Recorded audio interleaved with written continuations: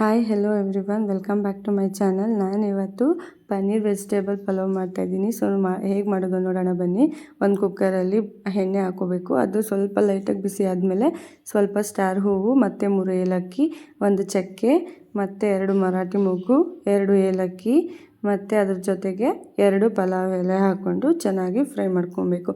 Low ಫ್ಲೇಮಲ್ಲಿ ಇಟ್ಟಲ್ಲೇ fry ಮಾಡ್ಕೊಬೇಕು. ಯಾಕೆಂದರೆ ಅದು ಜಾಸ್ತಿ ಫ್ಲೇಮ್ ಜಾಸ್ತಿ ಇದ್ದಷ್ಟು ಸ್ವಲ್ಪ ಸೀದಂಗೆ ಆಗುತ್ತೆ.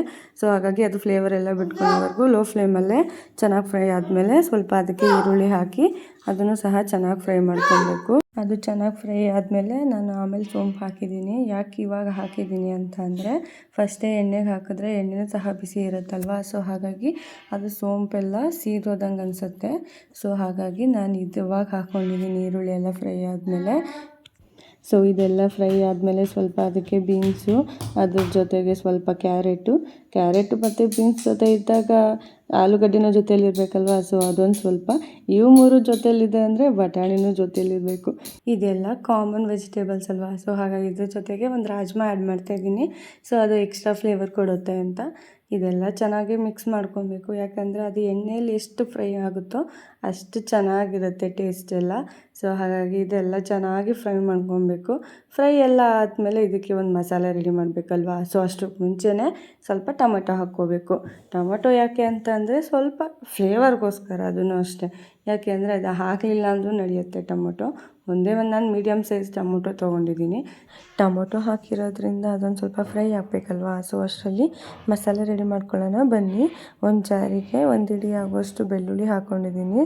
ಅದ್ರ ಜೊತೆಗೆ ಅಷ್ಟೇ ಅಳತೆಯಾಗಿ 1 ಶುಂಠಿ ತೊಗೊಂಡಿದ್ದೀನಿ. ಹಾಗೆ ಖಾರಕ್ಕೆ ನಿಮ್ಗೆ ಎಷ್ಟು ಬೇಕೋ ಅಷ್ಟು ಮೆಣಸಿನ್ಕಾಯಿ ಹಾಕ್ಕೋಬೇಕು. ಹಾಗೆ 1 ಹಿಡಿ ಕೊತ್ತಂಬರಿ ಸೊಪ್ಪು. ಇದಕ್ಕೆ ಪುದೀನ ಇಲ್ಲ ಅಂತಂದರೆ ಟೇಸ್ಟೇ ಇರಲ್ಲ ಅಲ್ವಾ. ಸೊ ಹಾಗಾಗಿ ಅದು ಸಹ 1 ಹಿಡಿ ಪುದೀನ ಹಾಕೋತಾ ಇದ್ದೀನಿ. ಅದ್ರ ಜೊತೆಗೆ 1 ಇಂಚು ಚಕ್ಕೆ ತೊಗೊಂಡಿದ್ದೀನಿ. ಅದನ್ನು ಮುರಿದು ಹಾಕ್ಕೊಂಡಿಲ್ಲ ಅಂದರೆ ಗ್ರೈಂಡ್ ಆಗೋಲ್ಲ ಚೆನ್ನಾಗಿ ಅಂತ. ಹಾಗೆ ಅದ್ರ ಜೊತೆಗೆ ಒಂದು 4-5 ಲವಂಗ ತೊಗೊಂಡಿದ್ದೀನಿ. ಇದನ್ನು ತರಿಯಾಗಿ ರುಬ್ಕೋಬೇಕು. ಯಾಕೆ ಅಂತಂದರೆ ಸ್ವಲ್ಪ ಅದ್ರ ಜೊತೆಗೆ ಕೊಬ್ಬರಿ ಹಾಕೋತಾ ಇದ್ದೀನಿ. ಇದು ಒಣ ಕೊಬ್ಬರಿ ಆದರೂ ಹಾಕೋಬೋದು, ಇಲ್ಲ ಹಸಿ ಕೊಬ್ಬರಿ ಆದರೂ ಹಾಕೋಬೋದು. ಚೆನ್ನಾಗಿ ನೋಡಿ ಈ ಥರ ಪೇಸ್ಟ್ ಆಗಬೇಕು. ಎಷ್ಟು ನೈಸ್ ಪೇಸ್ಟ್ ಆಗಿದೆ ಅಲ್ವಾ. ಸೊ ಹಾಗಾಗಿ ಇದು ಅಷ್ಟರಲ್ಲಿ ಚೆನ್ನಾಗಿ ಫ್ರೈ ಆಗಿದೆ. ಸೊ ಅದಕ್ಕೆ ನಾನೇನು ಮಾಡಿದ್ದೀನಿ ಅಂತ ಅಂದರೆ, ನೆಕ್ಸ್ಟ್ ನಾವು ಏನು ರುಬ್ಬಿಟ್ಕೊಂಡಿದ್ವಿ ಅದನ್ನು ಎಲ್ಲ ಹಾಕಿಬಿಟ್ಟು ಚೆನ್ನಾಗಿ ಫ್ರೈ ಮಾಡ್ಕೊಬೇಕು. ಯಾವ ಥರ ಫ್ರೈ ಅಂತಂದರೆ, ಅರ್ಧ ತರಕಾರಿನೂ ಸಹ ಇದರಲ್ಲೇ ಫ್ರೈ ಆಗಿರಬೇಕು. ಅಷ್ಟು ಚೆನ್ನಾಗಿ ಫ್ರೈ ಮಾಡ್ಕೊಬೇಕು ನಾವು. ಯಾಕೆ ಅಂದರೆ ಇದನ್ನ ಟೊಮೊಟೊಗೆ ಮತ್ತು ತರಕಾರಿಗೆ ಕಾಳುಗಳು ಎಲ್ಲ ಹಾಕಿದ್ದೀವಲ್ವ. ಸೊ ಹಾಗಾಗಿ ನಾವೇನು ರುಬ್ಬಿಟ್ಕೊಂಡಿದ್ದೀವಿ ಆ ಮಸಾಲೆ ಎಲ್ಲ ತರಕಾರಿಗೆ ಹಿಡಿಬೇಕು ಮತ್ತು ಕಾಳುಗಳು ಹಿಡಿಬೇಕು. ಸೊ ಹಾಗಾಗಿ ಎಲ್ಲ ಚೆನ್ನಾಗಿ, ಮತ್ತು ಅದು ಹಸಿ ವಾಸನೆ ಬೇರೆ ಇರುತ್ತಲ್ವ. ಸೊ ಶುಂಠಿ ಬೆಳ್ಳುಳ್ಳಿ ಎಲ್ಲ ನಾವು ಹಸಿದೇ ಹಾಕಿರೋದ್ರಿಂದ ಮೆಣಸಿನ್ಕಾಯಿ ಎಲ್ಲ ಚೆನ್ನಾಗಿ ನೋಡಿ ಆ ಥರ ಎಣ್ಣೆ ಬಿಟ್ಕೊಳ್ಳೋವರೆಗೂ ಚೆನ್ನಾಗಿ ಫ್ರೈ ಮಾಡಬೇಕು.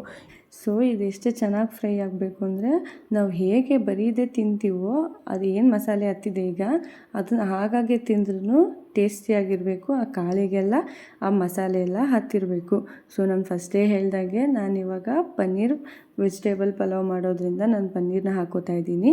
ಅದನ್ನು ನಾನು ಯಾವುದೇ ಫ್ರೈ ಮಾಡಿಲ್ಲ, ಯಾವುದೇ ಮಸಾಲೆ ಸಹ ಹಾಕಿಲ್ಲ. ಯಾಕೆ ಅಂದರೆ ನಾವು ಮಸಾಲೆ ಫಸ್ಟೇ ಕುಕ್ಕರಲ್ಲಿ ಇರೋದ್ರಿಂದ ಅದಕ್ಕೂ ಮಸಾಲೆ ಹಾಕಿದ್ರೆ ಹೆವಿ ಮಸಾಲೆ ಆಗಿಬಿಡುತ್ತೆ. ಸೊ ಹಾಗಾಗಿ ನಾನು ಯಾವುದೇ ಏನೂ ಹಾಕಿಲ್ಲ, ಹಾಗೆ ಹಾಕ್ತಾಯಿದ್ದೀನಿ. ಮತ್ತು ನಾನು ತೊಗೊಂಡಿರೋ ಪನ್ನೀರ್ ಬಂದು ನಂದಿನಿ ಅವ್ರ ಕಂಪ್ನಿಯವ್ರದ್ದು. ಅದು ಮಾತ್ರ ತುಂಬ ಸಾಫ್ಟಾಗಿರುತ್ತೆ. ಯಾಕೆ ಅಂತಂದರೆ ಬೇರೆ ಕಂಪ್ನಿದು ಚೆನ್ನಾಗಿರುತ್ತೆ, ಬಟ್ ನಂದಿನಿ ಅಂತಂದರೆ ಅದು ಆವತ್ತಿಂದ ಫೇಮಸ್ ಅಲ್ವಾ. ಸೊ ಹಾಗಾಗಿ ನಾನು ಅದೇ ತೊಗೊಂಡಿದ್ದೀನಿ. ನಾನು ಪನ್ನೀರ್ ಯಾಕೆ ಫ್ರೈ ಮಾಡಿಲ್ಲ ಅಂತ ಅಂದರೆ, ಪನ್ನೀರ್ ಫ್ರೈ ಮಾಡಿದ್ರೆ ಹಾರ್ಡ್ ಆಗಿಬಿಡುತ್ತೆ. ಸೊ ಮತ್ತು ನಾವು ಕುಕ್ಕರಲ್ಲಿ ಹಾಕಿ ಅದನ್ನು ವಿಷಲ್ ತೊಗೊಂಡಾಗೂ ಸಹ ಅದು ಸ್ವಲ್ಪ ಹಾರ್ಡ್ ಆಗುತ್ತಲ್ವ.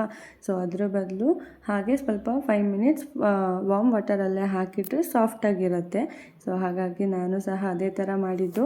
ಹಾಗೆ ಮತ್ತು ಸ್ವಲ್ಪ ಹೊತ್ತು ಫ್ರೈ ಎಲ್ಲ ಆದಮೇಲೆ ಆ ಪನ್ನೀರೆಲ್ಲ ಮಸಾಲೆಗೆಲ್ಲ ಹಾಕಿ ಆ ಮಸಾಲೆ ಎಲ್ಲ ಹಿಡಿಬೇಕಲ್ವ. ಸೊ ಹಾಗಾಗಿ ಹಿಡಿದಾದ್ಮೇಲೆ ಅದಕ್ಕೇ ಸ್ವಲ್ಪ ನನಗೆ ಎಷ್ಟು ಬೇಕೋ ಅಷ್ಟು ಅಕ್ಕಿ ಹಾಕ್ಕೋತಾ ಇದ್ದೀನಿ. ಅಕ್ಕಿ ಹಾಕ್ಕೊಂಡು ಸಹ ಚೆನ್ನಾಗಿ ಮಿಕ್ಸ್ ಮಾಡ್ಕೊಬೇಕು. ಒಂದೊಂದು ಕಾಳಿಗೂ ಸಹ ನಾನು ಏನು ಮಸಾಲೆ ಹಾಕಿದ್ದೆ ಅದೆಲ್ಲ ಸಹ ಹಿಡಿಬೇಕು.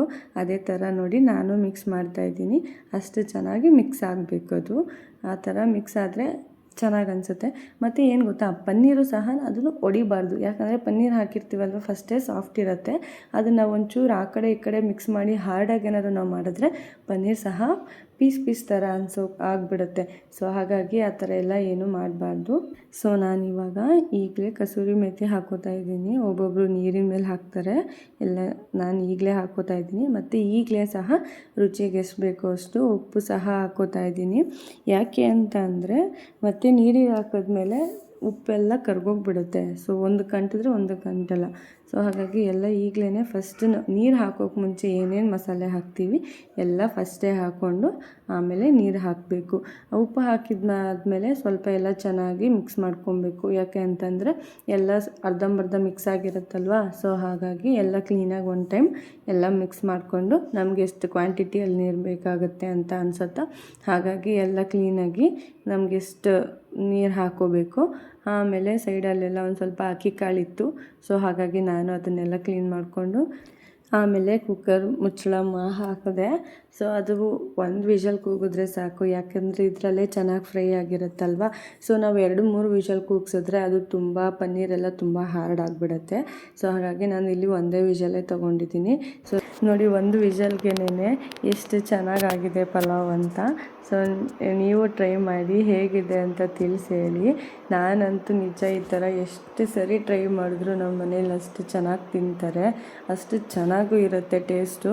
ಯಾವಾಗಲೂ ಒಂದು ಸ್ವಲ್ಪ ಹಾಕಿದ್ರೇ ಸಾಕು ಅನ್ನೋ ಥರ ಅಂತಿರ್ತಾರೆ. ಅಂಥದ್ರಲ್ಲಿ ಈ ಥರ ಎಲ್ಲ ಮಸಾಲೆ ಎಲ್ಲ ಸ್ವಲ್ಪ ಜಾಸ್ತಿ ಹಾಕಿ ಈ ಥರ ಕಾಳುಗಳು ಪನ್ನೀರೆಲ್ಲ ಹಾಕಿ ಮಾಡಿದ್ರೆ ಇನ್ನೂ ಹೊಟ್ಟೆ ತುಂಬ ಅದೇ ತಿನ್ನಬೇಕು ಅಂತ ಅನಿಸ್ತಾ ಇರುತ್ತೆ. ಹಾಗೆ ನೋಡಿ ಎಷ್ಟು ಉದ್ರಾಗಿ ಬಂದಿದೆ ಅಂತ ಅನ್ನ ಎಲ್ಲ. ಸೊ ನಾನು ಇದಕ್ಕೆ ಪನ್ನೀರ್ ಹಾಕಿದ್ದೆ ಅಂತ ಹೇಳಿದ್ನಲ್ವ, ಅದನ್ನು ಫ್ರೈ ಮಾಡಿಲ್ಲ ಅಂತ ನೋಡಿ ಹಾಗೆ ಹಾಕಿರೋದ್ರಿಂದ ಎಷ್ಟು ಸಾಫ್ಟಾಗಿದೆ. ಒಳಗಡೆನೂ ಸಹ ಅಷ್ಟೇ ಚೆನ್ನಾಗಿ ಬೆಂದಿದೆ. ಹಾಗೆ ಇದನ್ನು ಒಂದು ಬೌಲಿಗೆ ಹಾಕ್ಕೊಂಡು ಪ್ಲೇಟಿಗೆ ಸರ್ವ್ ಮಾಡಿದ್ರೆ ಪನ್ನೀರ್ ವೆಜಿಟೇಬಲ್ ಪಲಾವ್ ರೆಡಿ. ಈ ವಿಡಿಯೋ ಇಷ್ಟ ಆಗಿದ್ದರೆ ಲೈಕ್ ಮಾಡಿ, ಶೇರ್ ಮಾಡಿ, ಸಬ್ಸ್ಕ್ರೈಬ್ ಮಾಡಿ. ಹಾಗೆ ಯಾರೆಲ್ಲ ಹೊಸ್ದಾಗಿ ನೋಡ್ತಾ ಇದ್ದೀರಾ ಅವರೆಲ್ಲ ಸಬ್ಸ್ಕ್ರೈಬ್ ಮಾಡಿ. Thank you for watching.